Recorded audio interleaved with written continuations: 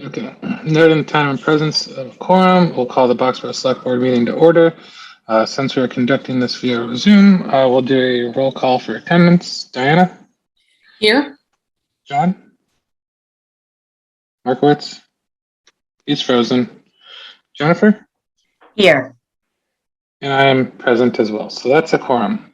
John is frozen in time. I will move to reconvene to executive session and discuss.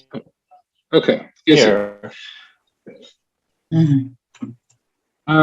So I'll move to reconvene an executive session to discuss with respect to negotiations with non-union personnel, the intertown administrator, treasurer collector, the fire chief, town planner, per chapter 30A, section 21A, subsection 2, as well as strategy with respect to collective bargaining negotiations, BPFFA, local 4601, Mass Cops, local 200, and Mass Cops, local 200A, and UPSE, local 424M, Unit MA, Division 125, per Chapter 30A, Section 21A, Subsection 3, and to reconvene an open session after completion of the executive session, and to note that the discussion in open session may have detrimental effect on the negotiating position of the board. Second. Actually, can you repeat all that? You can. You have it in front of you. Just wait till you get to the bond stuff. Oh, Leslie's going to have a field day with that one. Literally, it's like you have to read paragraphs. Okay, so seeing no discussion, we'll take a roll call vote. Diana? Aye. John? Markowitz? Markowitz, aye. Jennifer? Campbell, aye. Aye. Can you hear me? Yep, we got you. See you guys on the other one. Okay.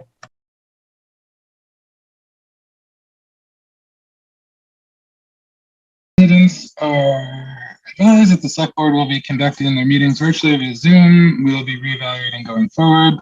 The public meetings may be broadcast live, streamed live, or recorded for later playback on BXB-TV and/or the internet. By attending, the audience consents to being photographed, filmed, and/or otherwise recorded by BXB-TV. Attendees of all public meetings should be aware of the Massachusetts Recording Law, Mass General Law, Chapter 30A, Section 20F, if they're personally consider recording any part of this video or any part of this meeting or meeting in its entirety. After notifying the chair of the public body, any person may make a video or audio recording of an open session of a meeting of public body or may transmit the meeting through any medium subject to reasonable requirements of the chair as the number, placement, and operation of equipment. Okay. Is anybody recording this meeting for personal use other than BXB TV or for any use actually? Okay, no raised hands. Moving on. Annual town meeting is on Monday, May 9th, not far away. For more information, please go to the town page or the homepage on the town website. The Boxborough pre-town meeting discussion is April 27th, 2022 at 7 p.m. The Boxborough town moderator will be holding the annual pre-town meeting discussion on Wednesday, starting at 7. This will be held during the Boxborough Leadership Forum, taking place on that date. The intent of this discussion is to review the warrant and propose presentations for the Boxborough Annual Town Meeting, starting on Monday, May 9th at the Blanchard School Gymnasium. The review will focus on policies and procedures for that meeting, meeting warrant, potential procedural issues, possible presentations, and requirements for visual support, but not the contents of any article. Those intending to present at the annual town meeting are urged to attend or be represented. This meeting will be held on Zoom. Instructions for online connection will be included in the agenda for the BLF, which will be posted on the town's website. For questions, call John Fallon at 978-264-0069. So, celebration for John Fallon's retirement as town moderator. The invitation is open for anyone who would come to recognize John, all that John has done for the town. Please feel free to forward this so we'll have enough food. RSVP to Becky Neville if you plan on attending. The event takes place on May 22nd at 317 Mill Road. Flyer Summer Playground registration is now available. So it's a wonderful opportunity for children in grades K through 6, consisting of 4 one-week sessions in July. The program emphasizes the fundamentals and fun associated with participation in youth sports, arts and crafts, and nature, and science-based activities at Flare Meadows in Boxborough. The program will occur each morning from 8:30 to noon in July, weather permitting. Cancel on days of inclement weather. Registration will close Friday, June 10th, or when the cap of 140 students is reached. It's been a busy spring for the town clerk's office. Please return your completed annual street listing census if you've not done so. Voters not completing the census will be put on the inactive voter list. For more information, go to the town clerk's webpage or contact Clerk Becky Harris.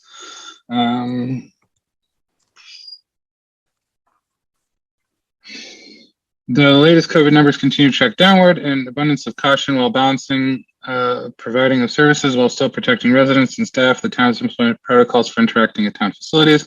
Residents are still encouraged to use online options available to access request services and make payments. Click the online payments button. Any notification as to weather-related closures of town hall facilities will be posted on the homepage of the website. We're currently looking for a community services coordinator. To learn more about the employment opportunities under the quick links in the town's homepage. In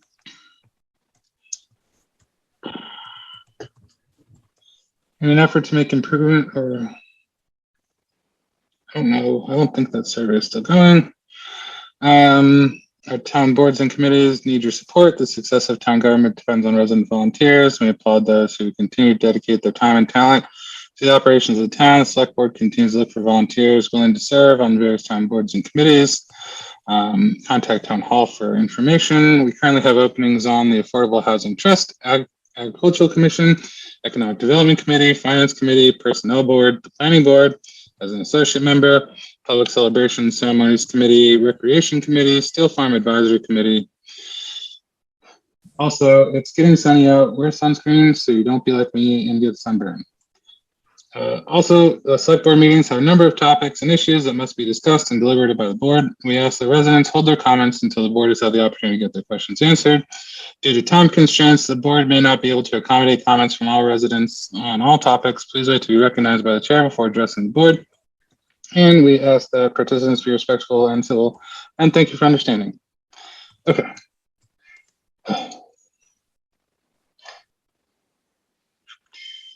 Okay, so I think the approval of payroll warrants is all set. I'll entertain a motion to approve the April 4th, 2022 open session minutes. So moved. Second. Okay, any comments? Yeah, there's just one quick change. It says, when we're talking about the executive session, it says Chair Markowitz and should be folks. Right. Okay, so then approving them as amended. Any other comments? Okay. So we'll do roll call vote. Jennifer? Campbell, aye. Diana? Lepari, aye. John? Markowitz, aye. Liz? Fox, aye. And folks, okay, so we have some new staff. We have Kelly Price and Kelsey Giannetti. Kelly is here. She's wonderful. She actually lives in town, and she is the new support staff for the town administrator and the select board. Yes, wonderful. so just to do a quick introduction for Kelly, she is a Boxborough resident. Excited to have her as part of the team. She comes with us from experience from Rite Aid as a store manager, as well as just experience working with the AB Acton Boxborough School District as well. Excited to have her as a part of the team, have her as a part of the Boxborough staff. Kelly wasn't able to come tonight, but she actually brings experience as well. So with her, she is the department assistant for the Recreation Commission. So some of her experience has been, she is a elite personal trainer and coach with in Wayland, Massachusetts, as well as serving as a personal trainer and instructor in Concord, Massachusetts. So she brings a good amount of experience when it comes to recreational programming for the Recreation Commission. And we're excited to have both of them as part of the Boxborough team. Welcome to both of you. Yes, welcome. Welcome. Okay. Yes, thank you both.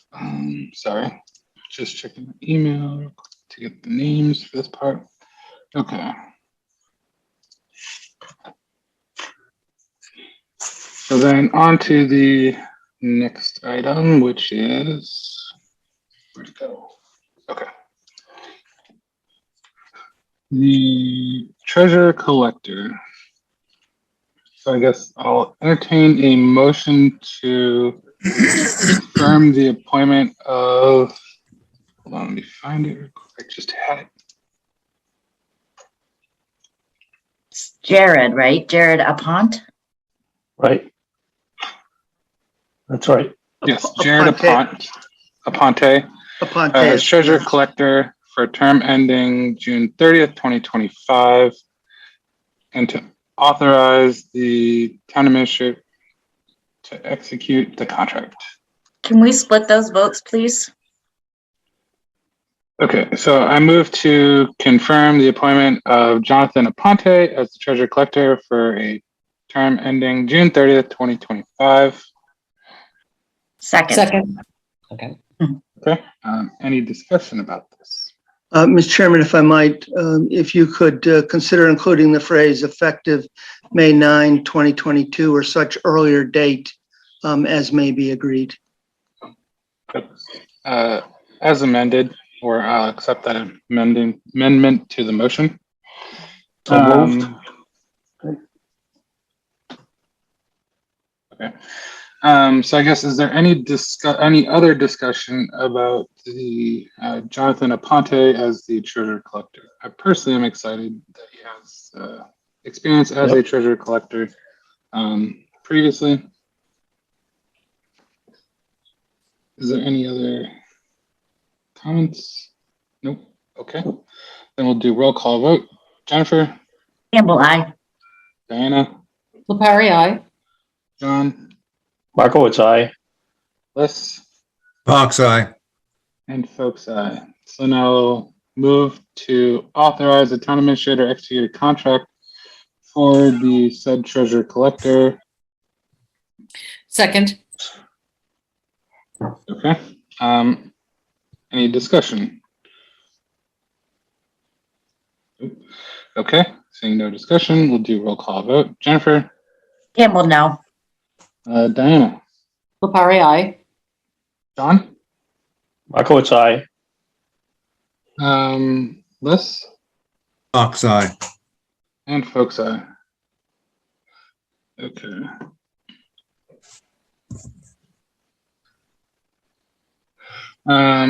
Okay, so then for the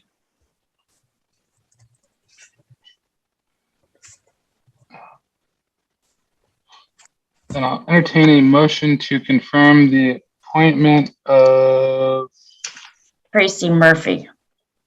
Tracy Murphy for the position, or as the hold on, town, or as the town planner for a term ending June 30th, 2025. Second.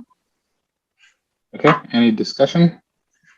Mr. Chairman, if I might, if that could be effective June 1, 2022 or such earlier date as the appointee might agree. So amended. Okay, thank you. Any other comments? Yeah, Carter, could you speak to what we discussed about the logistics of this contract? Or the upcoming, the split vote here, absolutely. So the question has been raised as to whether or not the town can enter into a contract with the town planner. So there are two sets of rules here, if you will. The first is statutory, and those are for the treasurer collector, such as you just did, assessor, accounting, town manager, police chief, and fire chief.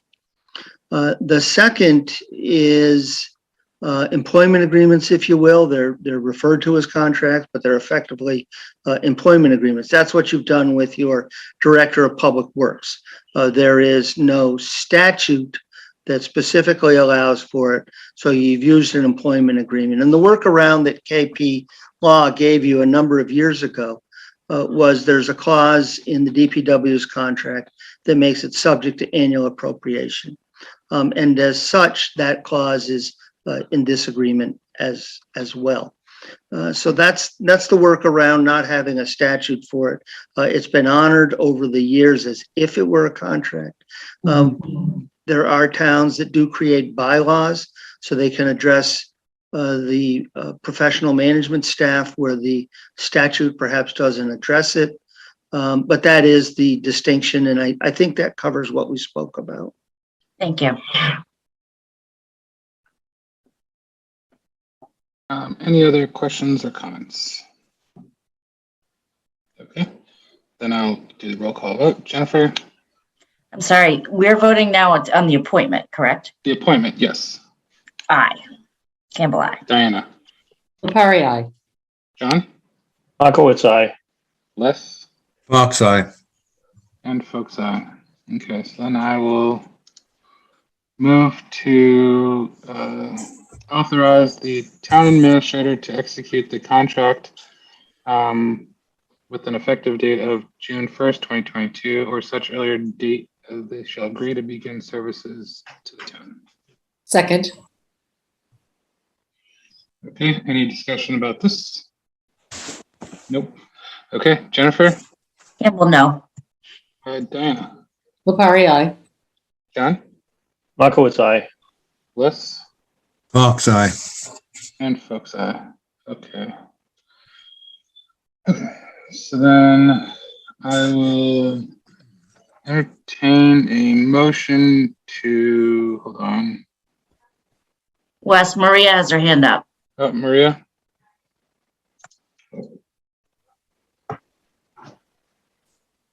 Yep. I am wondering when those two contracts will be made public, because I did not see them in your package tonight. So when will they be posted to the website? Like the other contracts, including, I believe, the DPW director's employee agreement contract. When will that be posted? My guess would be after the successful execution of the contracts.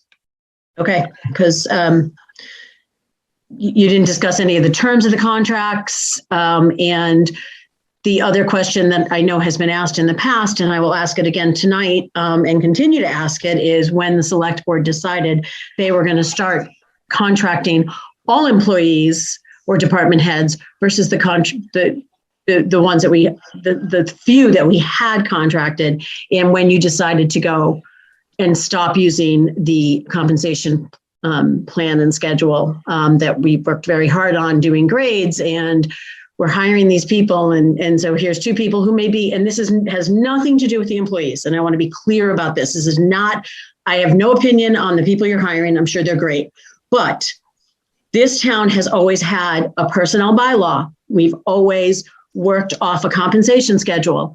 And so my concern is I don't remember ever hearing a public conversation from in any meeting regarding the switch over to contracts.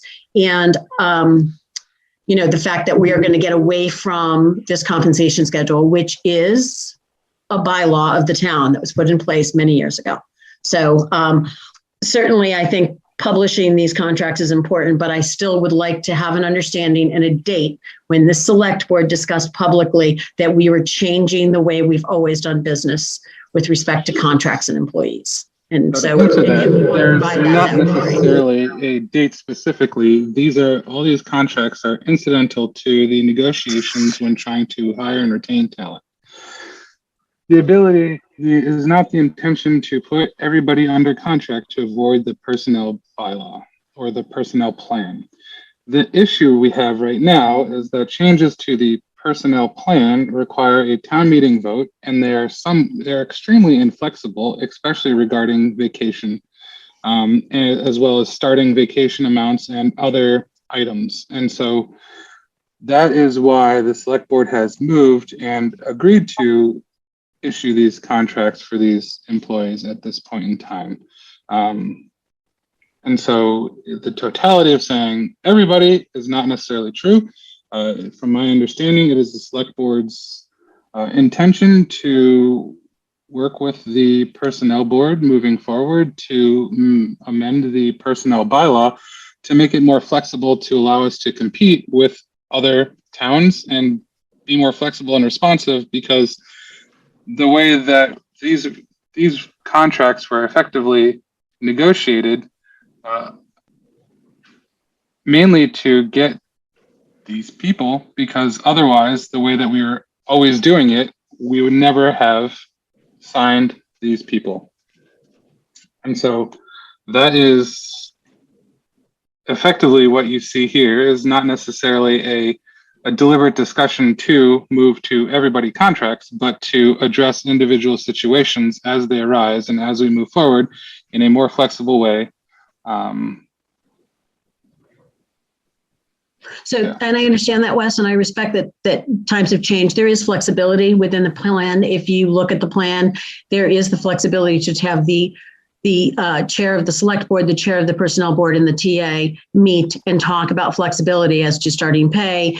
And we've made exceptions in the past, where people start on the steps. We've made exceptions where people start. The only thing, there's no exception on the grade, because that's all done by the That grading. is everybody.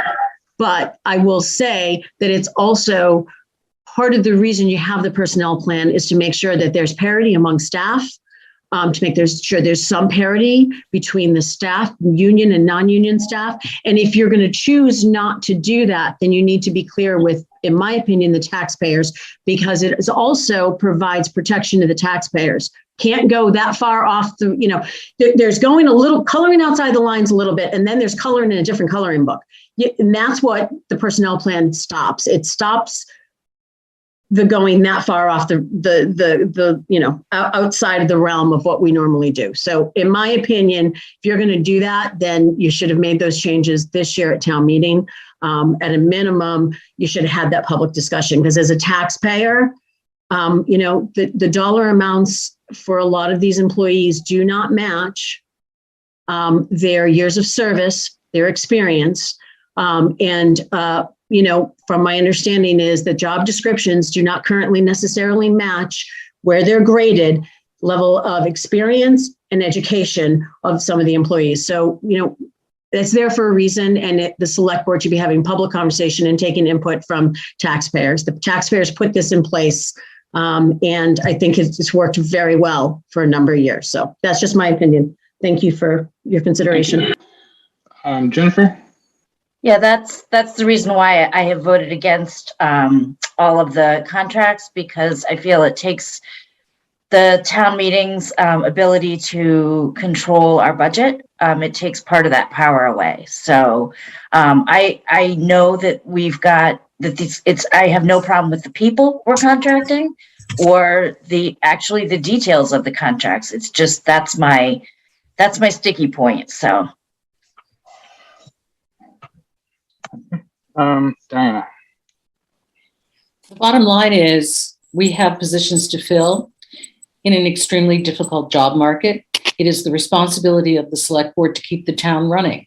There have been a lot of complaints and worthy complaints regarding things that have fallen through the cracks.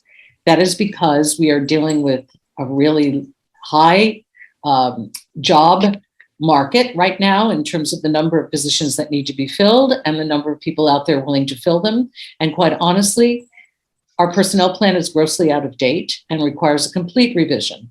But it is my understanding that outside of a couple of issues, the range that is being offered for these employees in these contracts, and in the case of the planner, is an employment agreement. That range is well within the range in the personnel plan.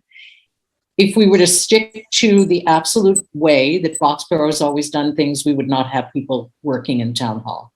That is the decision the select board made. If you'd like to hear an absolutely complete and total discussion of this, Maria, I'm sure that will come forward at some later date, hopefully sooner than later, where we can talk about the overall goals of Foxborough and what we need to do to change the way that we operate so we operate better. So I'm looking forward to that discussion as much as you are. Jennifer or Jean? Oh, hold on. Yep.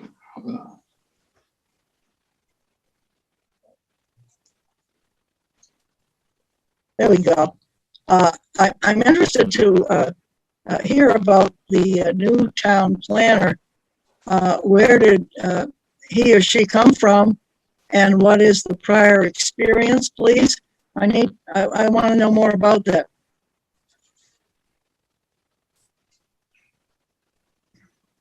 Or do you want to? Sure. So Tracy Murphy has had her nomination confirmed here tonight. She has a master's in landscape architecture from the University of Massachusetts and a bachelor's degree with a minor in landscape science, I think it was called, from Smith College in Northampton. She was a 3-year teaching assistant at the landscape school at UMass, and she has been 7 years with the town of Winchendon, Mass. The last 5 as the director of their Office of Planning and Development. And we will post her resume as well when we post her contract for you. And I'm sure that Mr. Barbadoro and the other chair will arrange a joint meeting to introduce her to all of the land use boards and the public at large. I think you're going to be quite impressed with her. And what is the salary arrangement? I think it was right around mid-range, around 85,000, if I recall.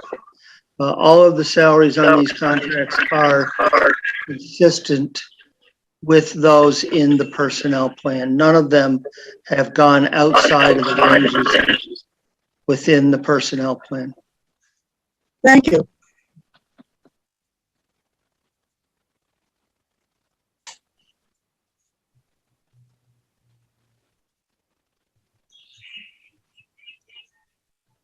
Mark, sorry. Oh, I raised my hand to talk about a different subject, but while we're on the subject of the new town planner, I was on the interview team that reviewed the applicant, and I was really surprised that we, on our first outing, got somebody so talented and capable to come to Boxborough, and I'm really excited about it. She has a lot of skills that will that checked a lot of the boxes of the people in town. Grant writing ability. She's already running a Department of Land Use. She's got 8 years experience. You heard from Carter. I just think we're lucky to have her. So, I'm thrilled to introduce her to the planning board. But I raised my hand because I share Maria's concern about the personnel plan. It's a tough situation when employment, there is a dearth of qualified municipal employees. It's not just Boxborough that is suffering from this. And if we don't make accommodations, we will have none. 6 years ago, I guess 8 years ago, I took my first commissioner's job. They moved me to the very top of the wage table in the town that I moved into, and they left me with no place to go for 3 years, no raises, when I was seeing the advertised positions in other communities far higher.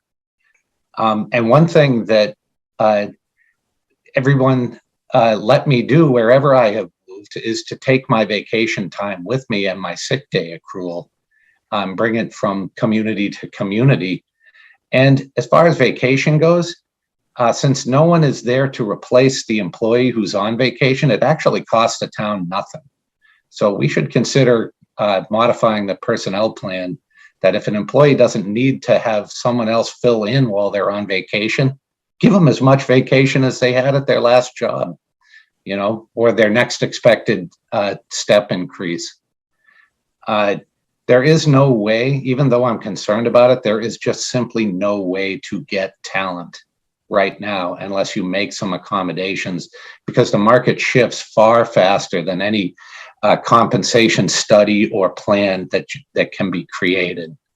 So I'm in full support of this, but I also, I echo Maria and Jen, their sentiments and Diana's sentiments that we do have to have a full discussion about this in the future. Thank you.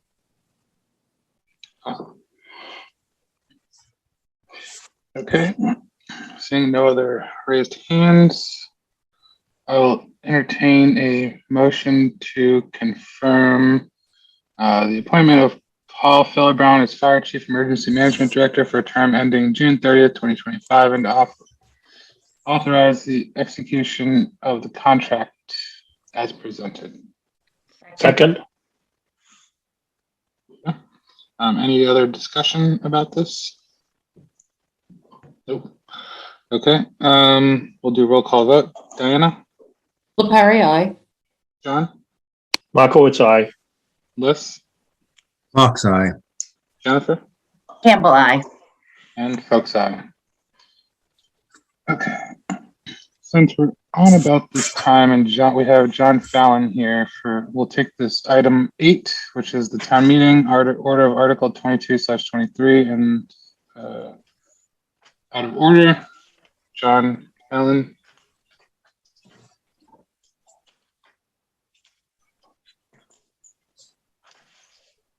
Hello, good sir.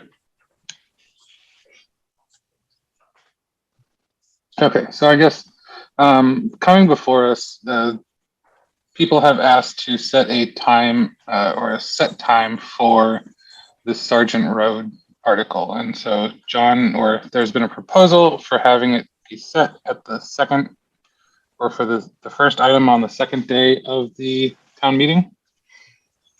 Unfortunately, it won't be one night town meeting, but that's fine. And so I guess I wanted to open up, or from my understanding, once the town meeting starts, that is the moderator's desire to take items out of order and or whatever. So understanding that, and I guess our limitations on the board in that, I think the intention was, for at least for the select board in terms of ordering these articles, was to put the changes of the personnel or the FinCom bylaw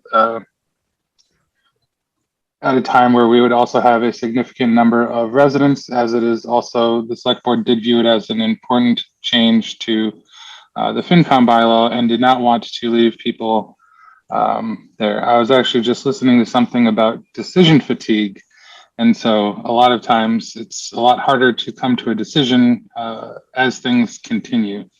And so just leaving it to the board, I guess, did the board have any questions, comments, concerns, or what have you? And John Fallon, hold on, John.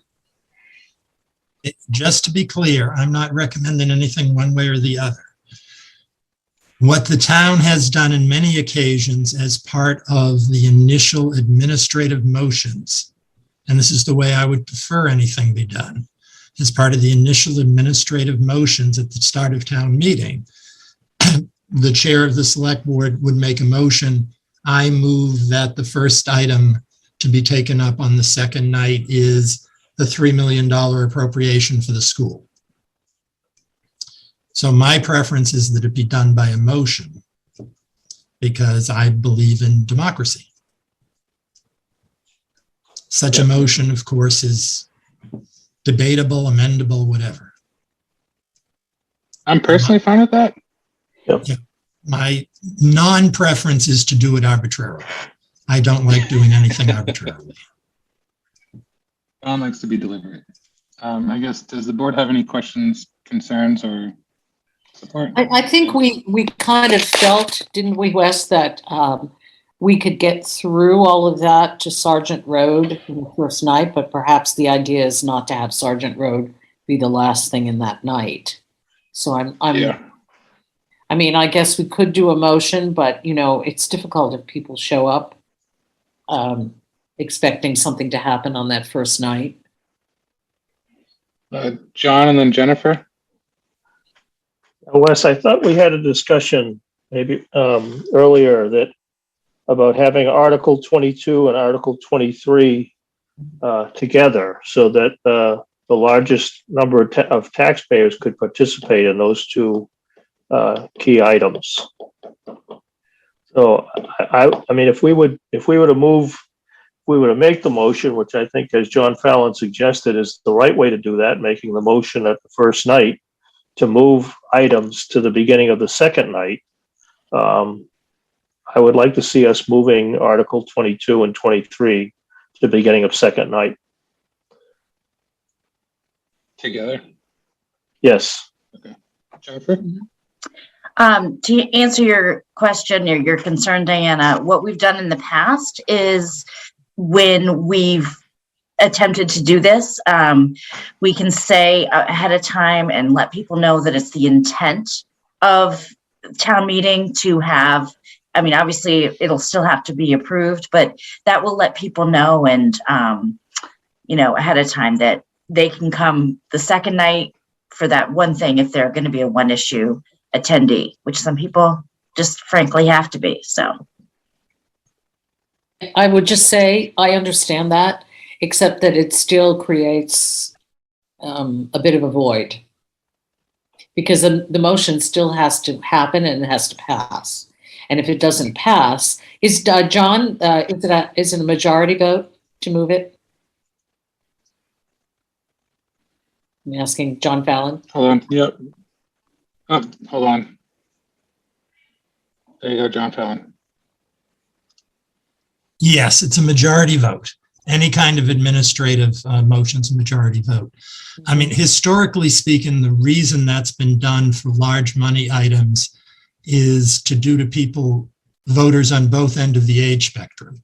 If you do something, for example, the $3 million for the school, $1.5 million for this, big money items first thing on the second night. Number one, people know it's happening. Number two, if you're a senior citizen, you know, who have to drop off by 9 or 9:30, you can come. If you're somebody that has little children, you can come, bring your little children to town meeting. So the reason historically over the last 15 or 20 years, we've had a lot of these money items as the first thing on the second night is to allow parents of small children and senior citizens to attend, you know, because once you get to 9:30 or 10 o'clock on the first night of town meeting, those are two groups of people you tend to lose very quickly. So the other part of the question, John, is if we make this motion for items 22 and 23, it doesn't preclude going to item 24 on the first night, correct? No.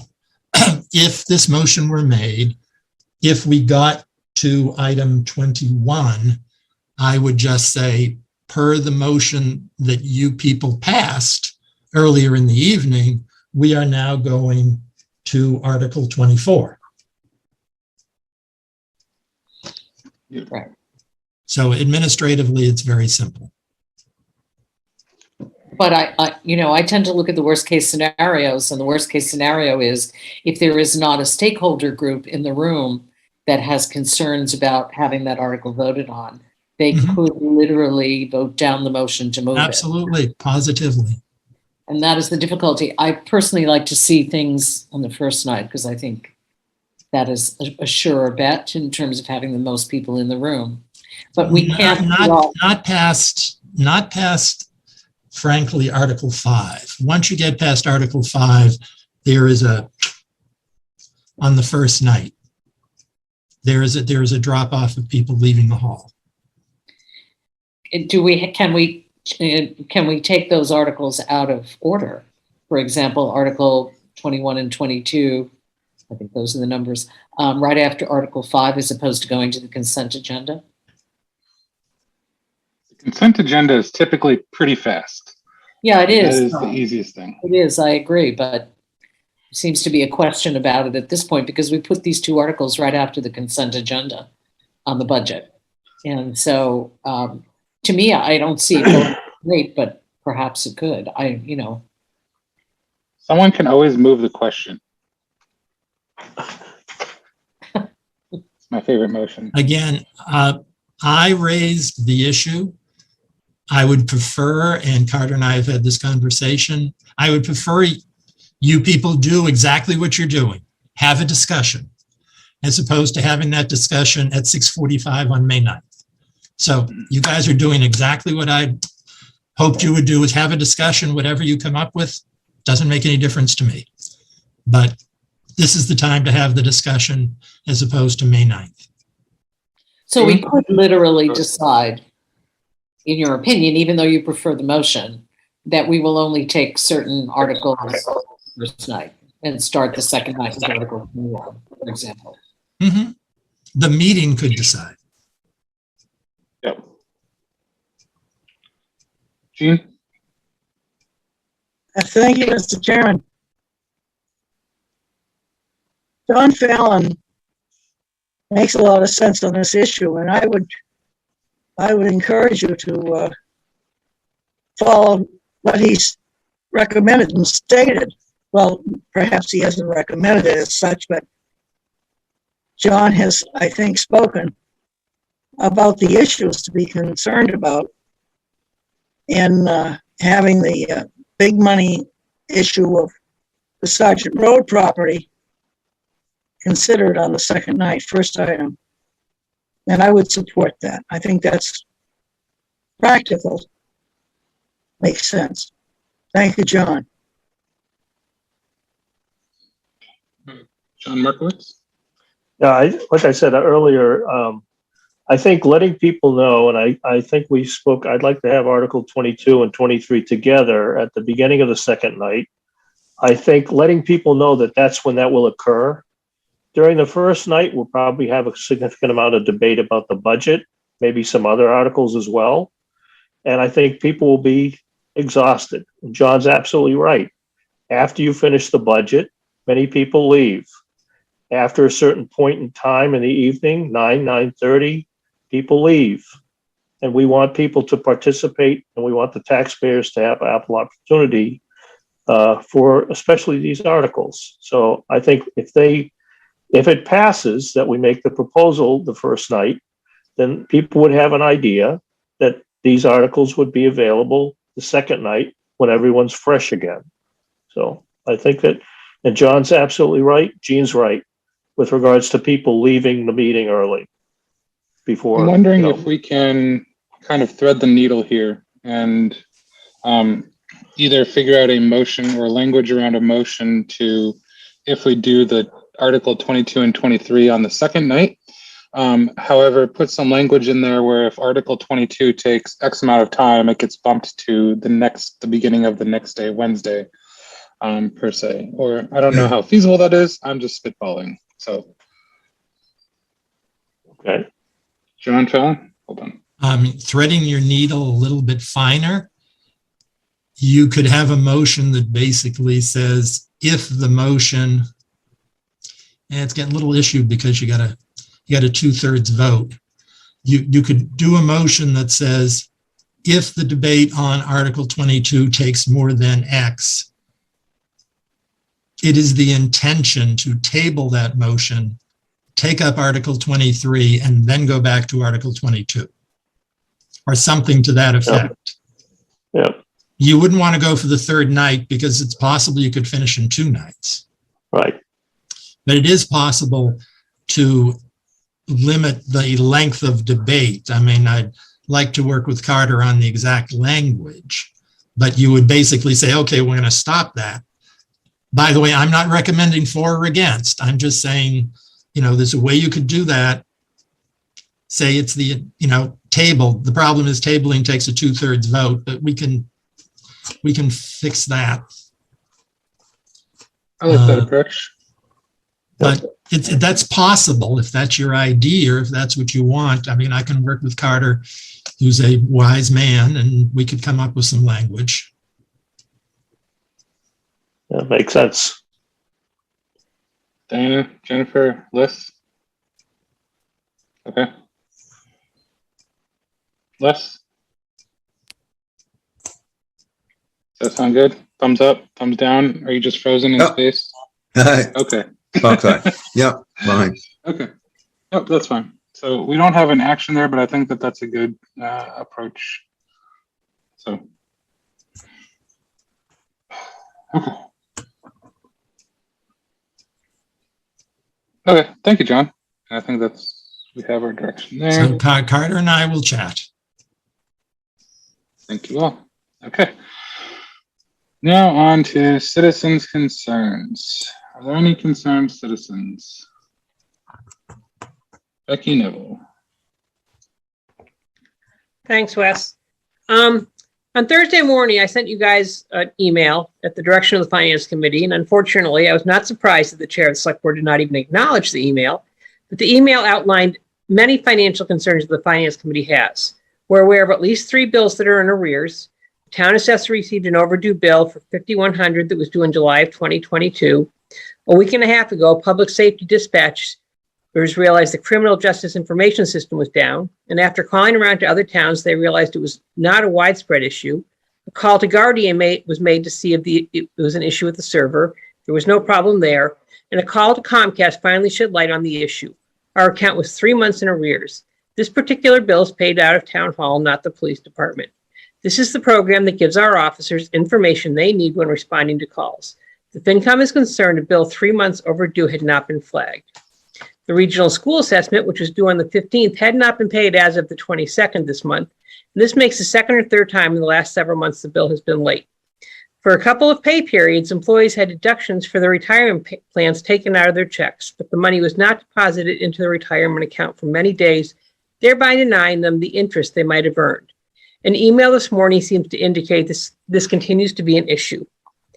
We are sure by now you've all been made aware of the 983 tax bills that went out with past due amounts and interest due, when in fact most of the accounts were up to date. The bills were sent out even though the treasurer collector and the interim town accountant knew they were incorrect. We understand the bills had to be mailed by a certain date, but an insert in the envelope would have saved many residents angst. If you assume almost 1,000 tax bills went out showing $300 to $500 of outstanding balance, that would be $300,000 to $500,000 deficit in our revenue line. How can the town misplace up to $500,000 and no one was concerned? On Friday, I did receive a response from the interim town administrator, and his response indicated that many of these were legacy issues, but they are not. We do have a legacy issue to the tune of $181,000, not even mentioned above, in outstanding tax balances. But your interim town administrator has been in place over 9 months. The finance team, the accountant, treasurer, collector, and assessor are all his recruits.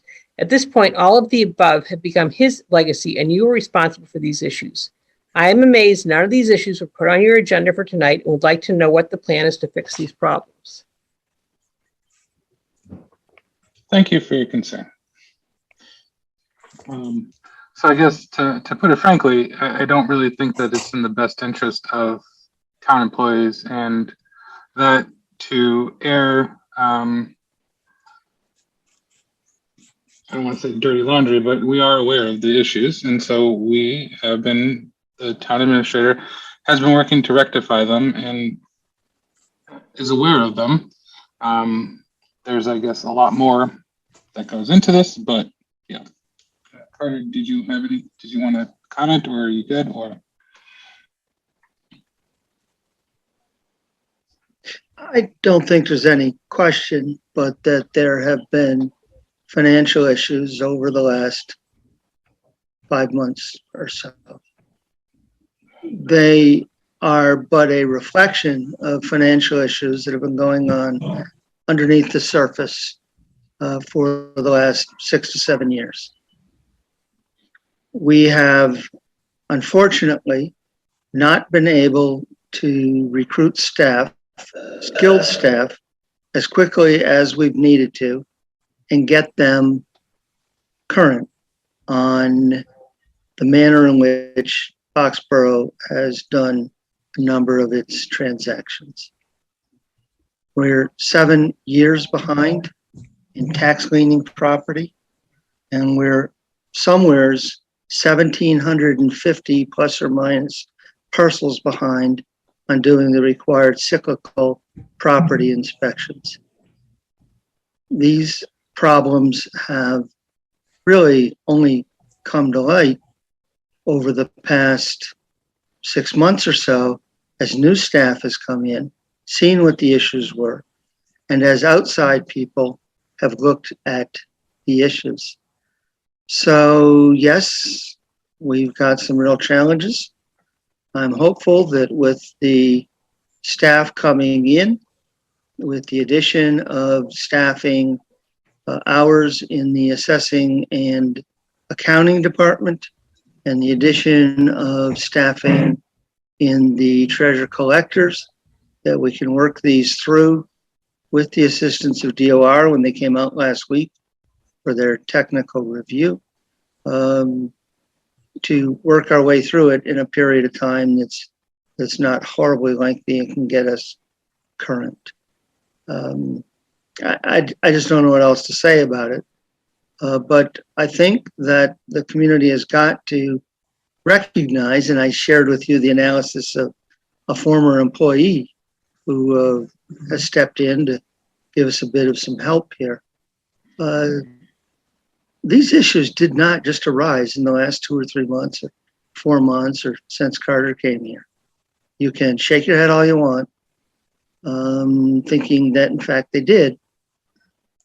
But the financial management system for several of your units in Boxborough was not up to, it was not fit for purpose.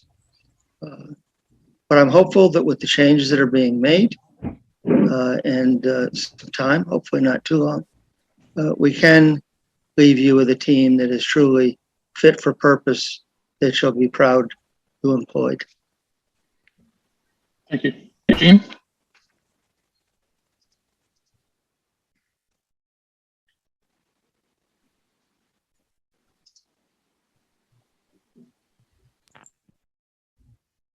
First, I want to thank the select board and recognizing the hard work that they've been doing.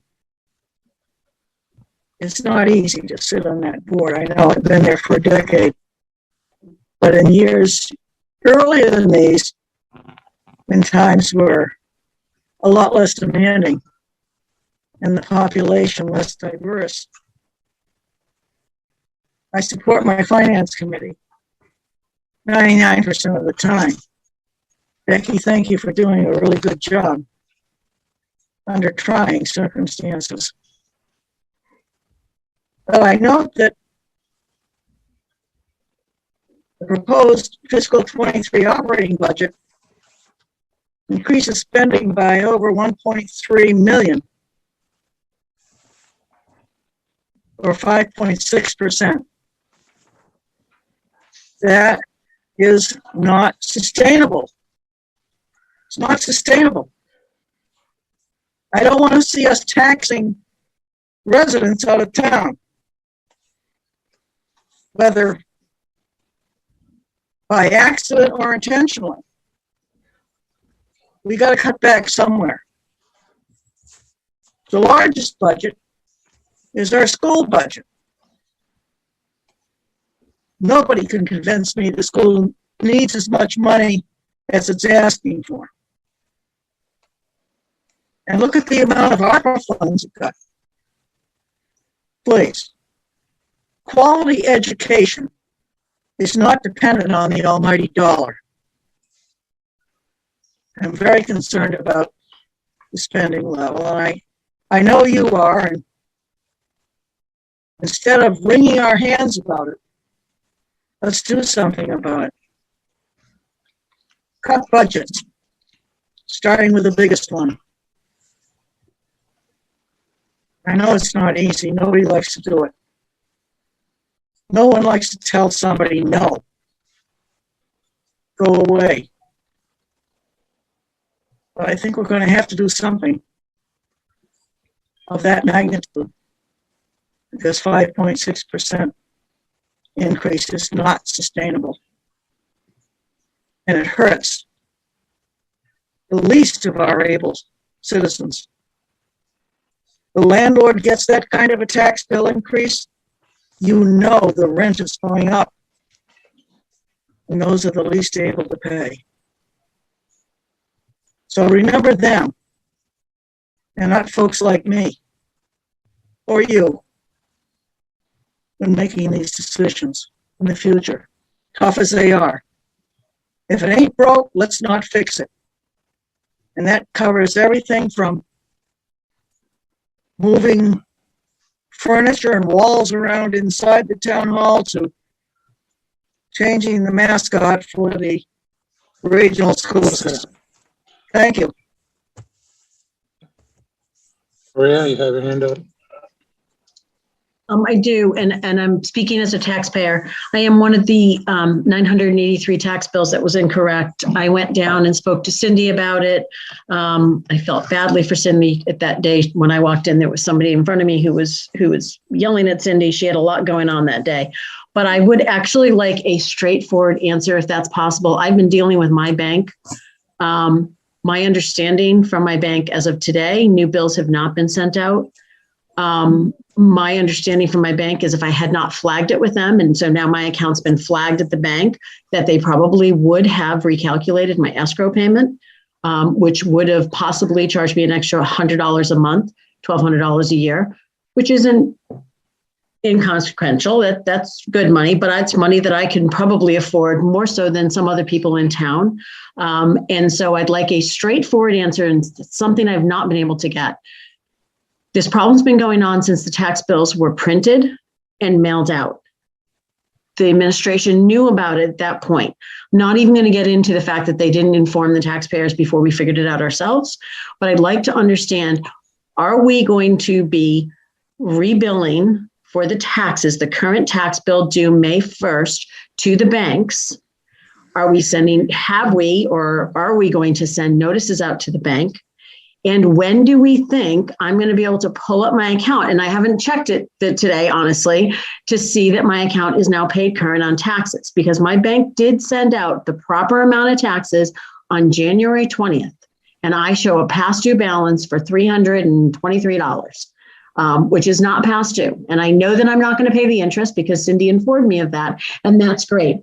But I also was in banking, and I fully understand the process that you have to go through on the bank side with the escrow payments and taxes. There may be people within that 983 people who do not fully understand that or don't check their bills, because when you have a mortgage and you escrow your payment, you assume that your bank is paying your mortgage, your escrow, your taxes properly. So could I have a straightforward answer, please? I don't want to hear everyone's working on it. I want to understand, are we going to rebill for the bank so that they have current bills? And when, since we've already been working on it for 2 weeks, frankly, I think it should have been worked on from the day the taxes were sent out incorrectly. When do we think this company, and I understand it's not a Boxborough Town employee posted payments wrong, it's this interface company. When do we think that they are going to fix this problem so that, the taxpayers don't necessarily have to deal with their banks, or we can put that aside and move on and deal with other things in our lives? Thank you. Quite frankly, we don't know the answer to that question as of tonight. The difficulty occurred between several parties, and those parties have yet to give me a step-by-step exactly what went wrong. I'm hopeful that in the finance team meeting tomorrow afternoon, I can get that answer, and we will inform all taxpayers as quickly as we know the answer. I don't know tonight. I honestly don't know.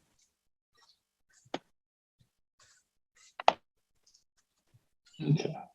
Seeing no other concerned citizens, we will move on to the next item. So the retirement of Lieutenant O'Brien. So entertain a motion to accept the retirement notice of Lieutenant Warren O'Brien effective June 30th, 2022.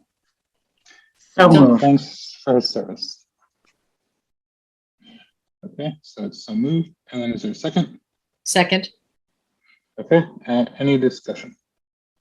No, just thank you to the lieutenant for everything over the years and wish him well. Wish I were retiring too. John? Yeah, I want to thank the lieutenant for his many years of service. I did have a question because I thought there was a comment about continuing as a reserve officer. And I was just wondering, just in general, this is not related just to the lieutenant, but just reserve officers in general, does that create any kind of a liability for the town? we have any expenses associated with that? From my understanding, it is just when they are, or effectively it's just when they are put on payroll for that, and it's direct. But if they're put Meaning- on payroll, yeah, okay. I'm Like just if curious. for example, if we have town meeting and Lieutenant O'Brien is retired and we need our reserve officer, so we say, okay, Lieutenant O'Brien, you can work town meeting. And so we would be paying him at the rate that we have for that. And so that is my understanding of it. I can't give concrete because I'm not sure if there are any implications, but my understanding is that there are also regulations regarding retirement in terms of number of hours able to be worked, among other things. So that is, I guess, the best answer that I can have, unless somebody else has a better answer regarding that. Okay, I'm just wondering about, liability for insurance, or do we pay for uniforms for reserve officers or things of that nature? I don't believe so, but I don't have that answer in front of me. Okay, those are just my questions, that's all. Becky and then Jean. Yeah, thanks, Wes. I just want to know, July 1st, what happens? Who's in charge? Or when is that decision made?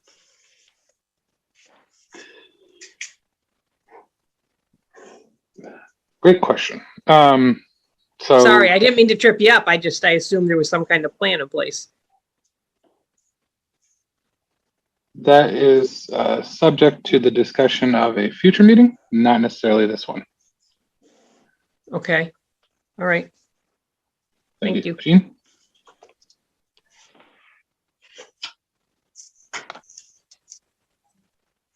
Mr. Chairman, I had the same question that Becky Neville had regarding who's in charge. When he retires as of July 1st, who's in charge of our police department? It's a major department. I support the department. I'd like to know, who will be in charge. And I understand that you're just sort of accepting his retirement tonight. So there may not be a plan in place right now this minute, but I look forward to hearing about one.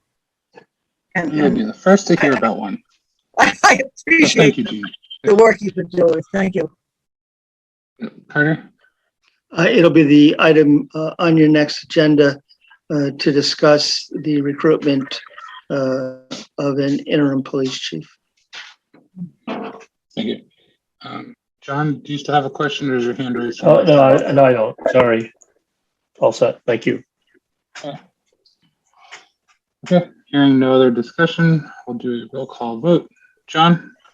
Markowitz, aye. Diana? Parry, aye. Jennifer? Campbell, I. Les? Fox, aye. And folks, aye. Okay. Next, we have a one-day liquor license for the Golden Service at Sergeant Memorial Library. I'll entertain a motion to approve the one-day liquor license for the Golden Service at the Sergeant Memorial Library. So moved. Second. And to waive the fees. So, okay. Any other discussion about this one?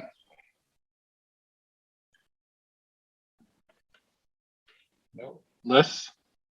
Unless I missed it, I don't see a date for the proposed one-day liquor license. When does that need to be determined? No, hold on. I have it. Let me find it in my email.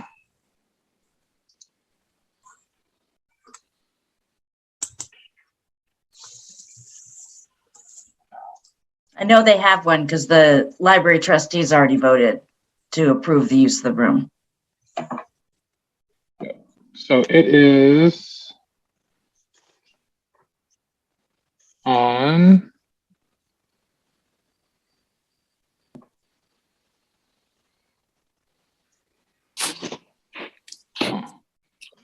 Okay, there's no date in that. It's not on the application. So then I'll amend my initial motion to be subject to the completion of, or successful completion of the application and to waive the fees. So I guess is there a second? No, John Fallon. Hold on. John Fallon knows. He knows everything. John, I'm asking you to unmute.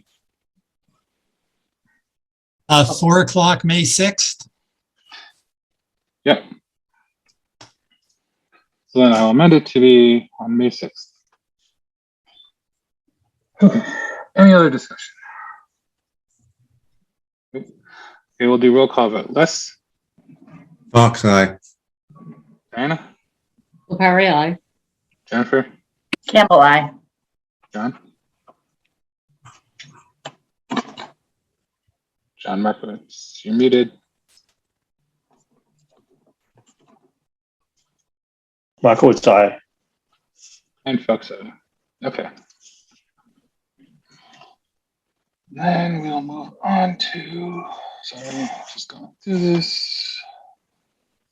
Littleton MA, and so I'll entertain a motion to authorize the execution of the contract with Littleton regarding the IMA for BXB-TV.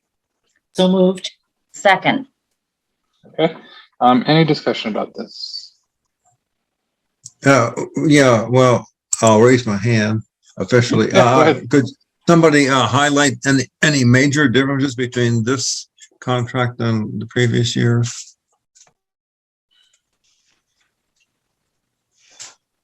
Kirby, you want to jump in?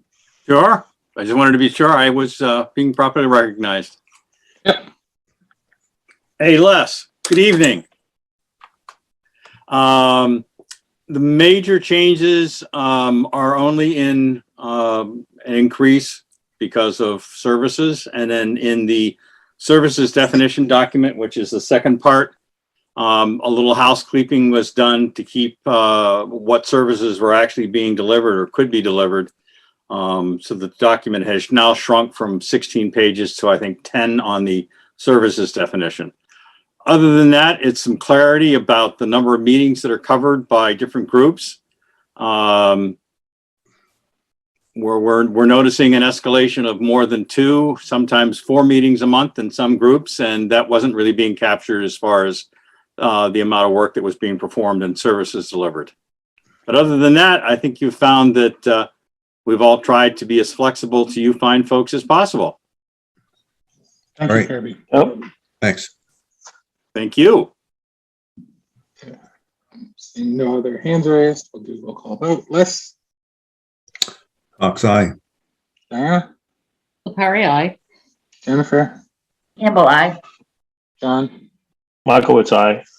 And folks, aye. Okay.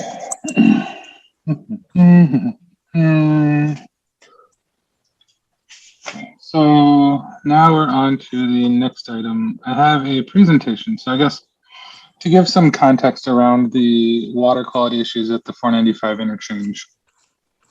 At a previous meeting, John Nealon had come before us and during citizens' concerns and said, why did people change their minds at the meeting at town or the vote at town meeting based on the recommendation? And so understanding that, and he did bring up a valid point of that the Water Resources Committee was initially charged with finding solutions for this.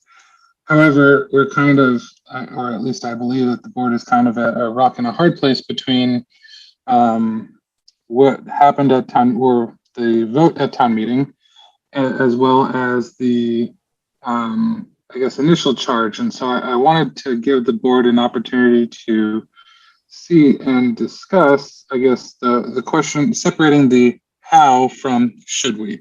And so, because I want to be explicitly deliberate in this, not necessarily. So tonight, I really wanted to just discuss is, does the select board have an obligation to assist the residents around 495? So what we're calling effectively deemed the 495 interchange.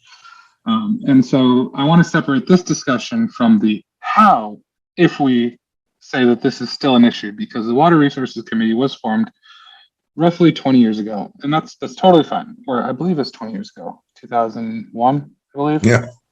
So I just want to separate these things and not necessarily say to make sure and to see if this is still the wish of the board, given the vote at the last town meeting, and how that was, because then that will direct our ability moving forward to then explore more of the how.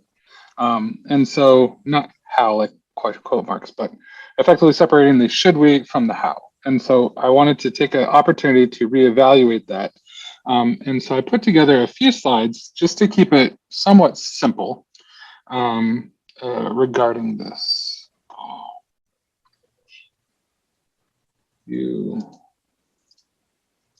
Hold on. Pull it up real quick and then share it.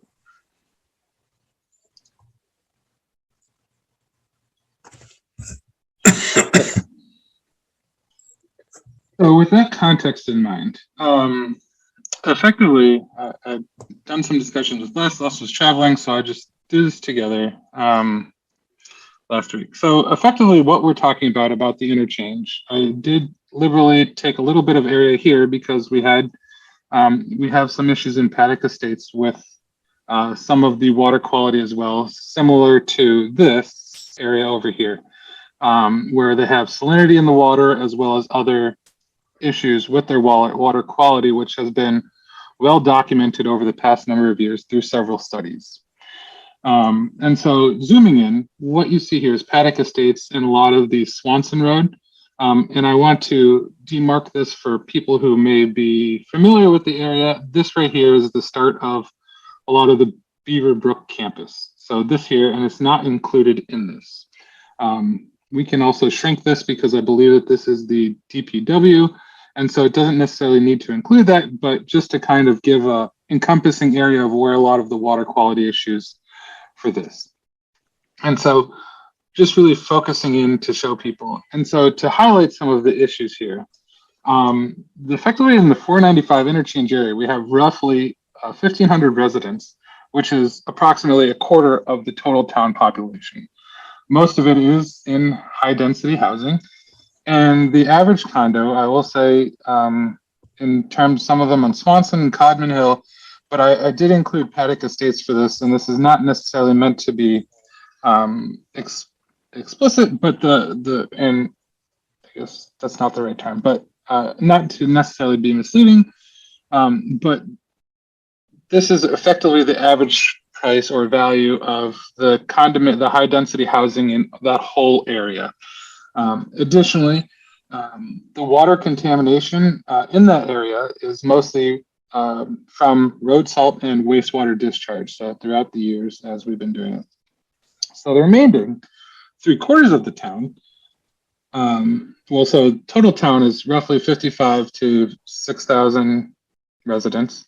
And the majority of the town is actually single family homes, and it has a significantly higher home value. Not to say that the value should necessarily dictate the obligation, but I just wanted to put it in there to highlight that literally a quarter of our residents a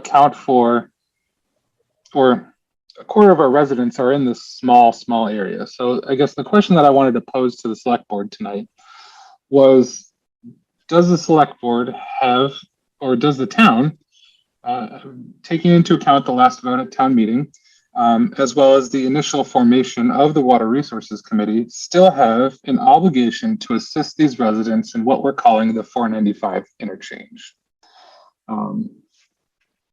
And so that is, I guess, where I leave it, and I guess we start discussion. So we have Diana. Okay, well, nothing like dropping a really big issue right on us. So to separate the how versus the should we. And except the how is somewhat important in discussing the should we, because so far, and I'm not an expert on this particular issue, I haven't really delved into it in great depth. However, this is not an easy fix that we're talking about here. We're talking about establishing some sort of a public water supply in order to do this. It is my understanding that the people who would be buying into that water supply have not indicated a desire to be part of that water supply system. It's not as if and a lot of these are rental properties as well as the condo associations. It's not like they're, knocking on the door and saying, hey, please help us, please help us. As a matter of fact, I haven't heard about a lot of cooperation on that side of it. That having been said, there are other water quality issues throughout the town now. We have PFAS, which has reared its ugly head. If we're going to take care of the 495 issues, do we take care of all of the residents that are also experiencing PFAS issues? So it seems to me that it puts an undue burden on the 3/4 of the population to take care of the 1/4 of the population, and at a very expensive how. That's the problem that I have. And so I would need to see a lot more buy-in from the people that are involved in this particular issues directly, in order to indicate where the town should go. And believe me, I'm not adverse to it in total, but I understand that we have obligations. But bear in mind that every single family resident has to do and dig their own wells, has to take care of their own water quality. If we were going to put the whole town on a public water supply system, there would be inequality in that. And so I have a lot of concerns about the numbers. The how is important, not just the should, or should we do it? I'm going to respectfully disagree. And I guess to give you some context around that, there are ways to handle this water quality issue outside of putting an extreme burden or even a burden on the majority of taxpayers for the town. And so this how, or this should, is initially a direction of, should we explore opportunities and or options? It is not obligating us to take any actions and or opportunities, but this is more of a question of, should we continue to explore opportunities to assist the people in the 495 interchange? And so that's, I guess, really why I wanted to separate that. Right, but Wes, the fact of the matter is that when we're talking about if we were to do a public water supply system, we're talking about subscribers coming back in and supporting that. We have no indications right now that is a really viable alternative. Exploring so that's outside the scope of this. So that's outside the scope of this. You're talking this about is really just should we, and this would allow the Water Resources Committee to continue their work. But the Water Resources Committee is also expending a lot of funds doing this and wants a lot more funds to explore it. And my point is, I'm not seeing the buy-in from the very people that we're talking about.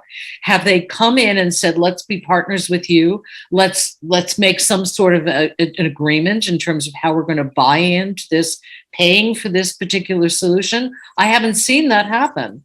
So that's my big concern. You can't separate the cost to the town and the cost to the taxpayers from the results of this investigation. It's been going on for years, and there has been no solution because we don't have that crucial piece. And we keep spending money to investigate those solutions, and yet we're not seeing a real buy-in from that group of people. That's my point of view. Sorry. Okay. Nope. John? And then Jen. I think, I understand what Diane is saying, but I think we need to break it out as you're recommending, Wes. Not forget the how right now.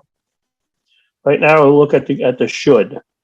And when I think about the should, basically what I see the role of the town here is trying to pull the various condominium associations together with discussing possible approaches that could be brought forward.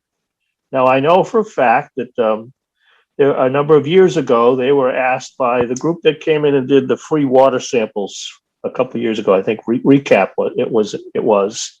I spoke to the people when they came, and they said that that the individuals at the condominium association, whether it was the owners or the individuals themselves, didn't have any interest in doing anything. Maybe that's changed, okay? I think what the town should be trying to do is to say, look, can we pull together the different associations, condominium associations, talk about some possible ways of talk about what could be done. I think we could try to look at putting more pressure on the state for the issues associated with the salt that's in the water. I think the condominium associations have to take ownership for if they have poor septic systems, they have to take the ownership for that component. And I think we need to, but somebody has to try to pull them together. And I think as a town, that's 25% of our population, that we should take a leadership role in trying to pull them together to see if there's a willingness to work as a unit, as a group, to try to come to some solution. And then the town uses its ability to bring in the appropriate representatives from the state, the legislature, the department, whatever departments at the state level we need to bring in to try to see if we can get a solution that's workable. I think that as a minimum is what we should do. Then we can start to look at, well, okay, what's the cost and who's going to pay for it? But I think we, as a town, we should try to pull the concerned citizens. They seem to be fragmented. Some of them are talking to Campanelli separately. Let's try to get one voice for that whole area of town. That's my view. Thanks. Jennifer? Okay, so focusing on the should we do this? Absolutely. I voted against what we were asking for at town meeting because of that specific proposal. There were parts of it I didn't agree with. But to have poor water quality that we know about for a group of citizens that's, okay, Diana, you said people have to dig their own well. But these people can't dig their own well because they're on a shared water source that they do not control. So therefore, I think it's really important for us as an environmental justice to make sure that we are doing everything we can to ensure that all citizens, all residents, regardless, you bring up the PFAS. I mean, that's, one point, but this is something I really feel like from an environmental justice system we need to keep working on. So yes, I believe we should still do this. So Yes, but this has been going on for years. And I know that what John was talking about, those kinds of solicitations have been made over and over and over again. And nobody has come forward to say, yes, we want to work together.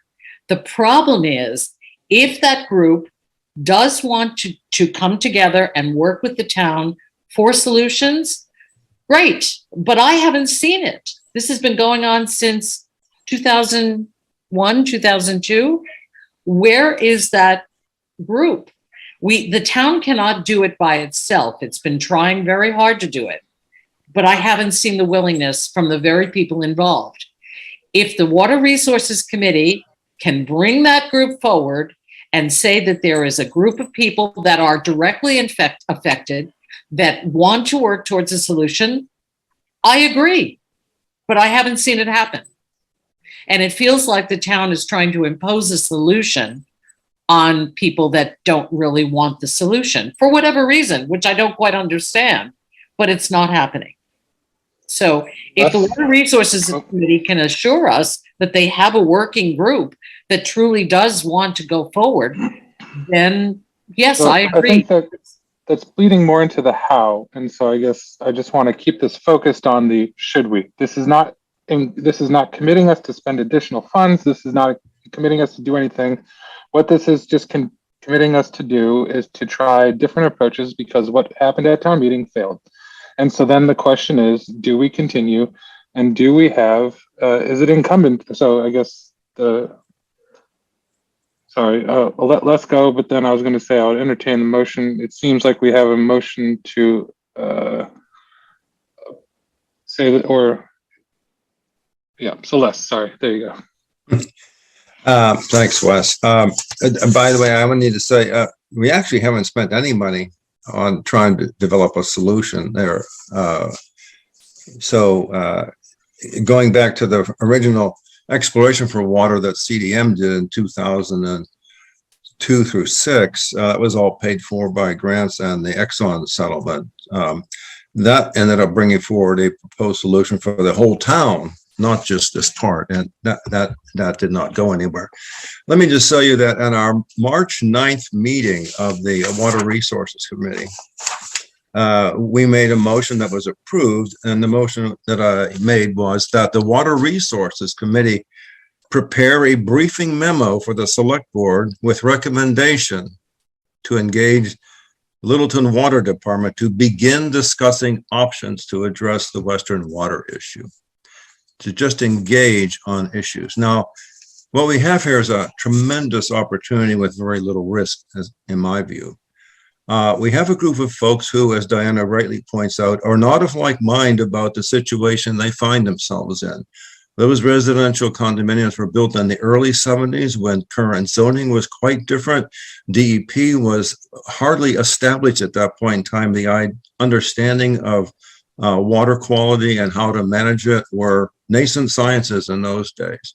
You could not build those residential condominiums at the scale they are now today on the lots that they occupy, which is why they have a terrible problem getting new sources of water on their own property that coexist with their septic systems.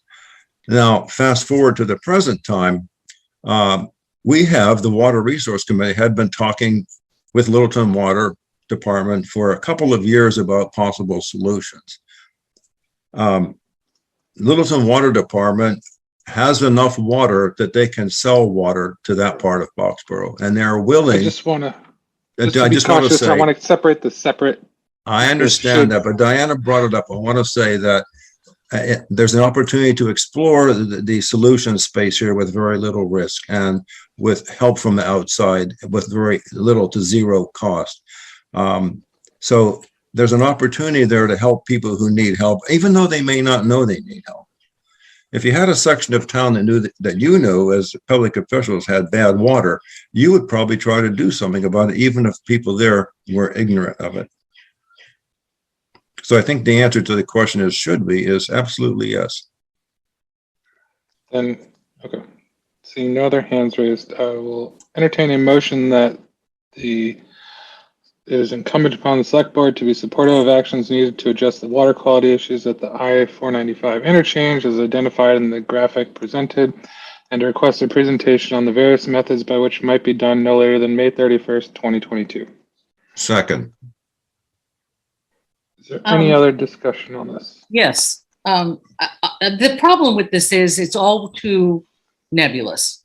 I understand. Look, I would love to address it.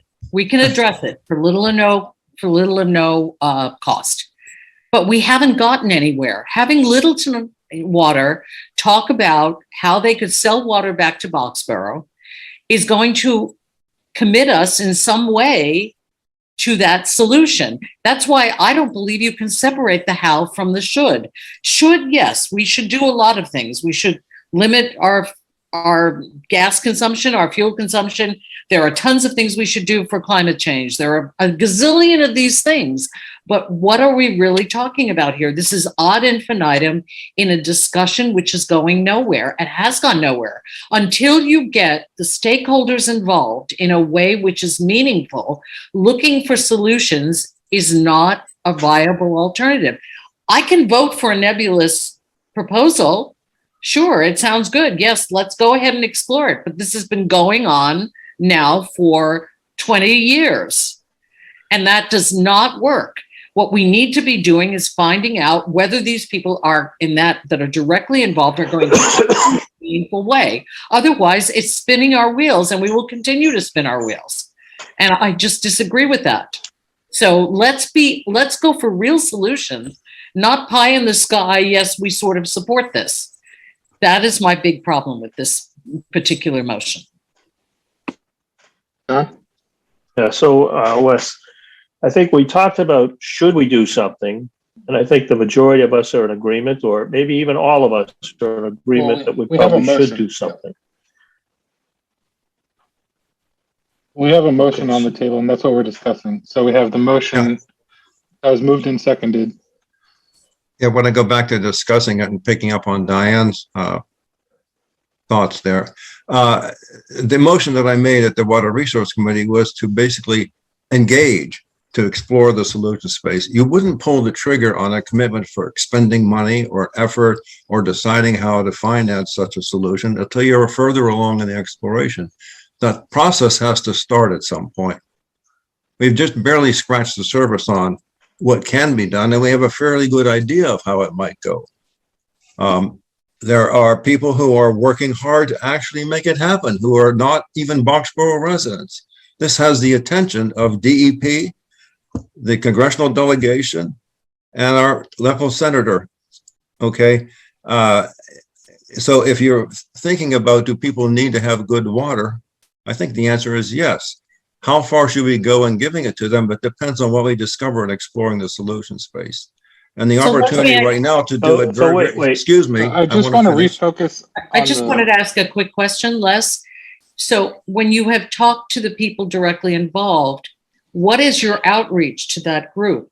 I've spoken to one member of the board of directors for Harvard Ridge, and his answer is, I would like to be out of the water business. The other two condominiums have not been very vocal at all. You're quite right about that. I think it's willful ignorance, and they need to be educated. And that's part of the outreach problem. If you knew you needed to deliver water to a part of town, and this has happened in other parts of the state where people had bad water and they brought in water from outside and delivered it, there are ways to make that happen and finance it. But there's a very good opportunity here with infrastructure money at the federal level that can be used to apply to this solution. That is a very, timing is just right now for this sort of thing to happen. Okay. So John, is your comment in regards to, your hand is still raised. So we have the motion on the table. It's been moved and seconded. Are your comments regarding this motion? So can you do me a favor and repeat the motion? So the motion was that it is incumbent on the select board to be supportive of actions needed to address the water quality issues at the I-495 interchange as identified and in the graphic presented, and to request a presentation on the various methods by which might be done no later than May 31st, 2022. Okay, then I'm supportive of that. Okay. So that is what, okay. So seeing no other Okay. hands, then, or is your, I guess, is your comment about, okay, so your hand is down. Seeing no other comments, we'll do the roll call vote. So we'll do Les. Well, Oh, take your hand down. wait, Is it up? Is no, it down? no, wait, no, I want to put it back up because what my point is, can we say that we would like some a specific deliverable or something specific by that date? That we're basically encouraging the water. That's a we were requesting a presentation on the various methods by which might be able to support the addressing the water quality issues during the 495 interchange no later than May 31st, 2022. So that is Okay, so we're encouraging the Water Resource Committee to do this. Yes. Right? Okay, then I'm supportive of that. Okay, sorry. Okay, fine. Thank you. Yeah, no problem. Okay, seeing no other hand raised, we'll do the roll call vote. Les? Fox eye. Jennifer? Campbell, I. Diana? Aye. John? Markowitz, aye. And folks, okay. On to the next item, which is the treasure collector. So I'll entertain a motion to authorize the incoming treasure collector to be the sign or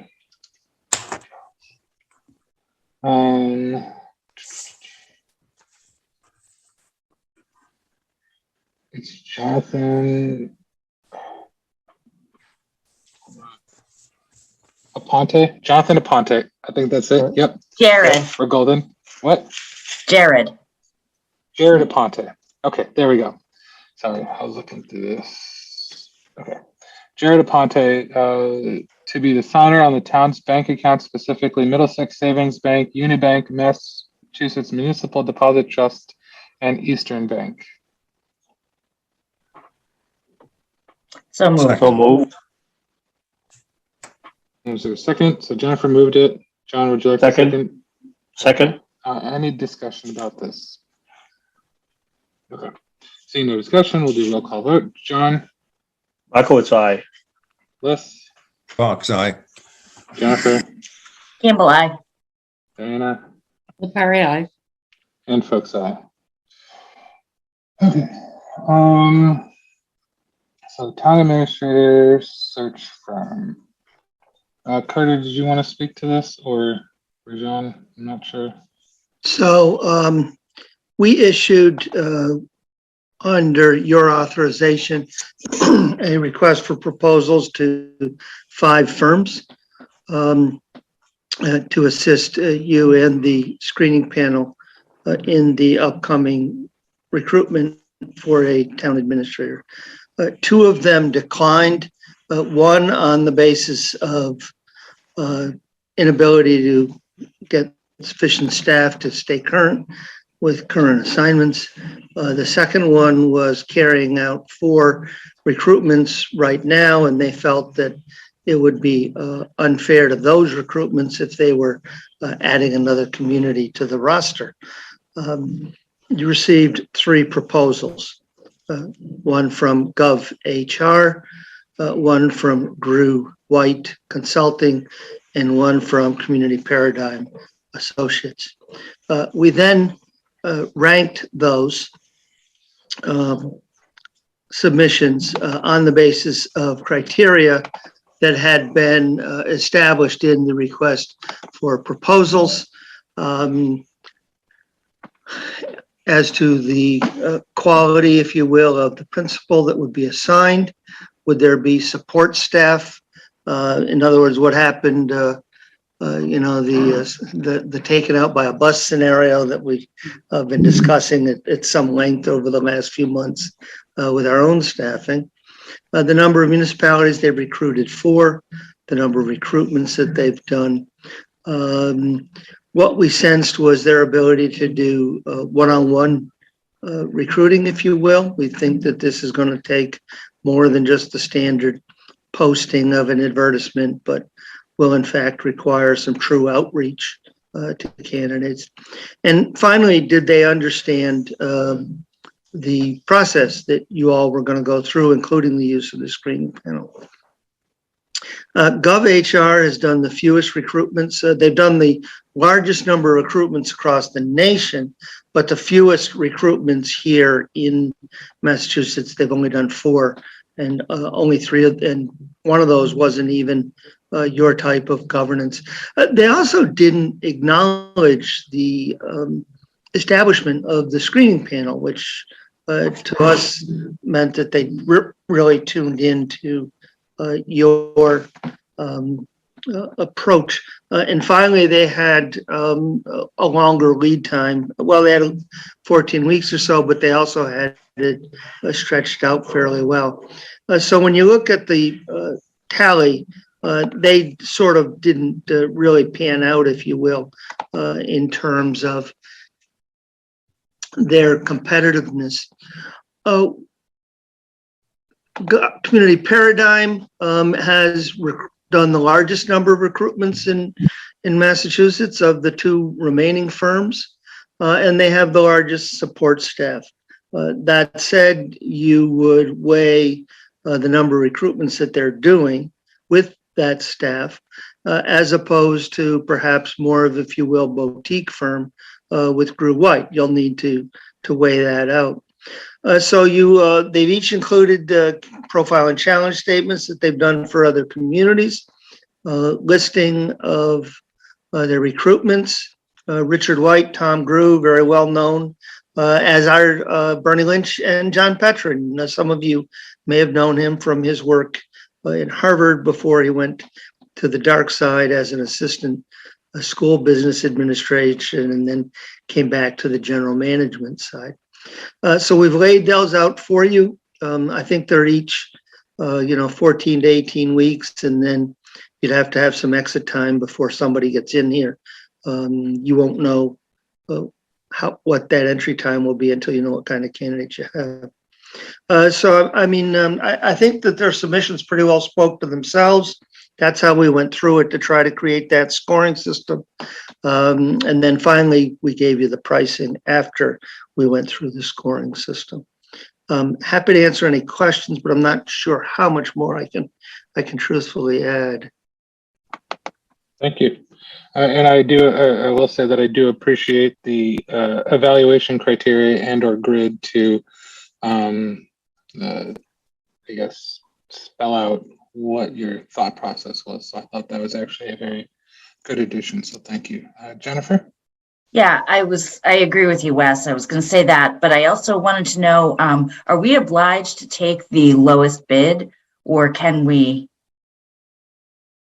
You are not obliged in this case, because we call it a request for proposals. Okay. You're not obliged in this case to take the lowest price proposal. All right. Thank you. That was my only question. Diana? Yeah, my question was, Carter, you mentioned the smaller firm. I'm assuming that's the second one. It's not the with the higher cost. Drew White is, yes, I was referring to that. My evaluation, if you will, felt that there were two things that weighed against GovHR, because we did the evaluation before we looked at the prices, so that they were being done blind. The GovHR has the fewest number of recruitments here in Massachusetts. And one of those, Cambridge, is not your form of government. Mm-hmm. So they have Williamstown, and frankly, I forget who the other two were. They just completed up Williamstown here in the last month or so. Drew White is the principals, Richard White and Thomas Grew. And Mr. Lynch has a larger group of associates. So when I was speaking of the smaller firm, I was speaking of Grew White, making an assumption that in the end it came down to Grew White and Community Paradigm Associates. And it is my understanding that Community Paradigm is the one search firm that we used the last time, based on what they put in there, the last town administrator that we got. That's my understanding, yes. Right. Yeah, they were. Do bear in mind that they work for the client and they follow where the client says they want to go. And if that doesn't work out, it doesn't necessarily mean that they didn't do a good job. It's possible that the client wasn't as clear with them, or the client didn't follow through on direction. I'm not talking about this town in particular. I'm just saying you can't always judge the success of a firm on one recruitment if they misread the tea leaves in some fashion. Well, the other issue about Grew White is the length of time. And why do you think that they're talking about 4 weeks more in their timeline? Did you have an understanding of that? I think that, yeah, each one of them included a bit of a Gantt chart. And I think that they plan to spend a little bit more time in getting to know the community. But I think that if we can, get the job description, you've already taken a first cut at it. We've got to get it into the new template. And we've got to, take a crack at getting the board's operating procedures revised.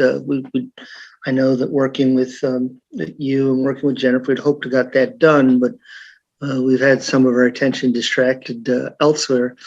I think, Bernie, Mr. Lynch, may have sensed we were a little bit closer together of what you were looking at than perhaps Grew White sensed you were.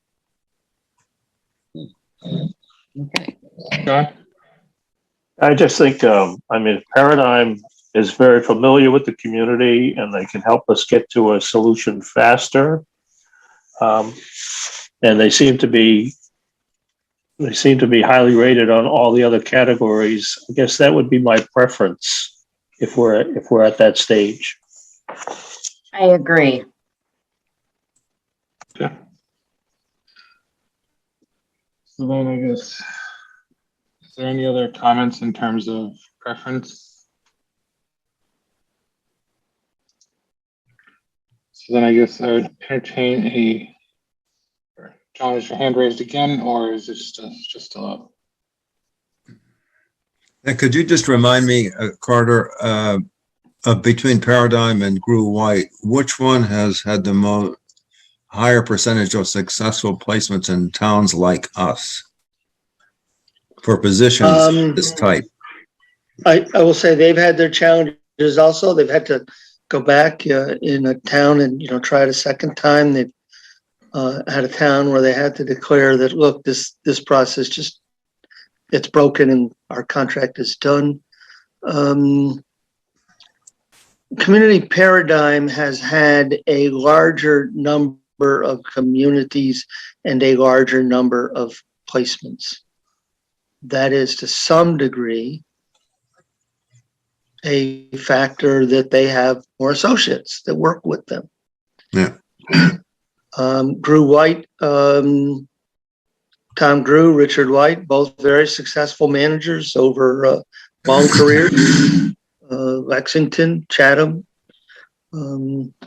amongst their more notable communities. I think you're in good hands with either firm. You just need to pick the one that you're more comfortable with. One quick question, and it might have been there, but I only noticed it with Grew White because they really emphasized it. And that is about the 18 months. If the town administrator does not stay past 18 months, that they would not charge again for a new search. Is that something that the other company has had in their information? I missed it and I didn't have a chance to go back. If you can bear with me a moment, I will see if I can pull that up.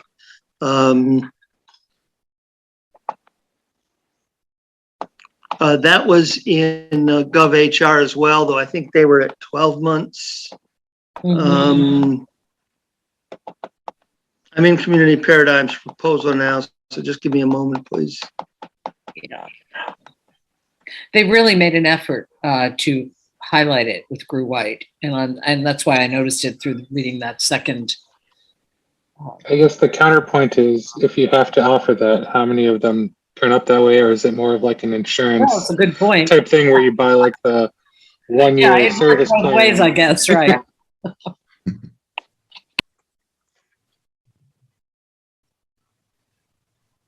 It's more of a, sort of an assurance, an attempt to provide some assurance to a community.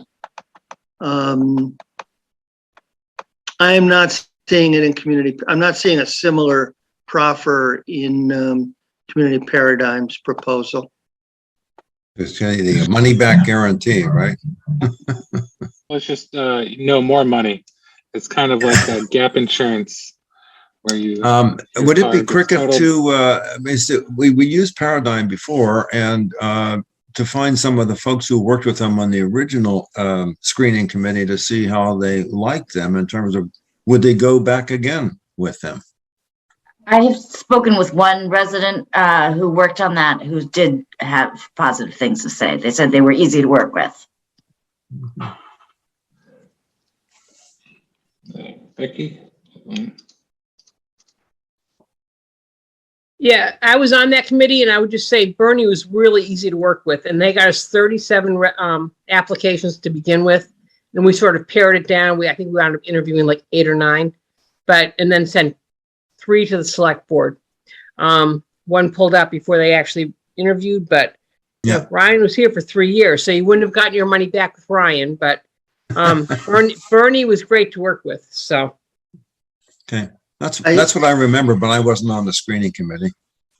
I do want to point out not have false expectations, Bernie was the lead at that point. His firm was really kind of getting going 3.5, 4 years ago.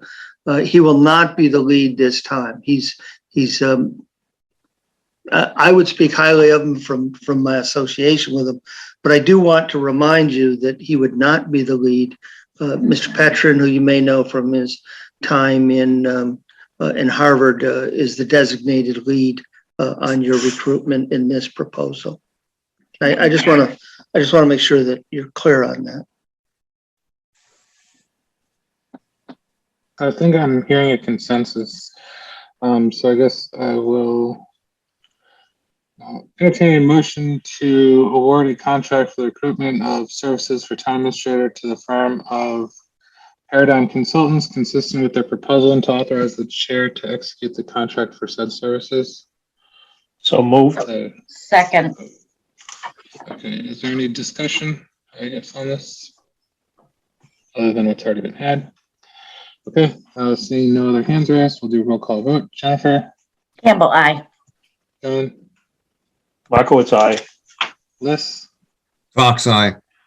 And Diana? Lepari, aye. And Fox eye. Okay. And now we're on to the acceptance of the Taylor Farm land donation. So, Chairman, at your last meeting, you tabled that as you had some questions. Marian Ilwarski and I were not able to find the time to put that report together. And we would ask that you leave it on the table. okay, I'll entertain a motion to table the acceptance of Taylor Farm land donation to a further date and time. So moved. So moved. Second.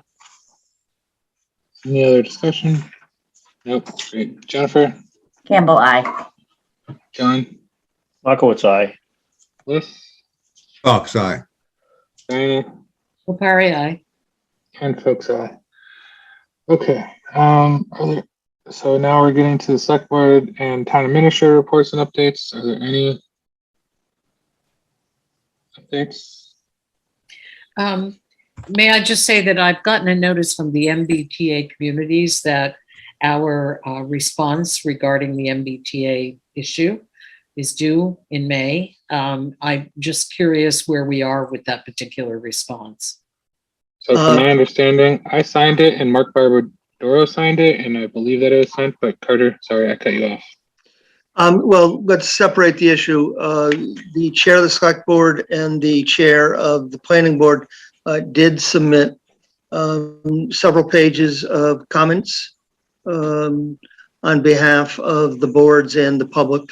And so that has been submitted to DHCD, the Department of Housing and Community Development, for their consideration in the final rulemaking.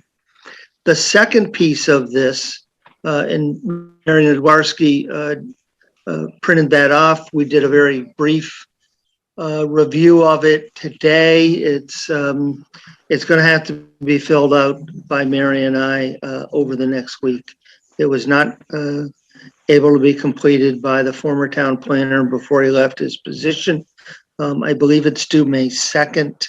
Right. And we'll get it done somehow. I thank goodness for Mary is all I can say. She's jumped in with her usual good humor and sense of commitment to the community.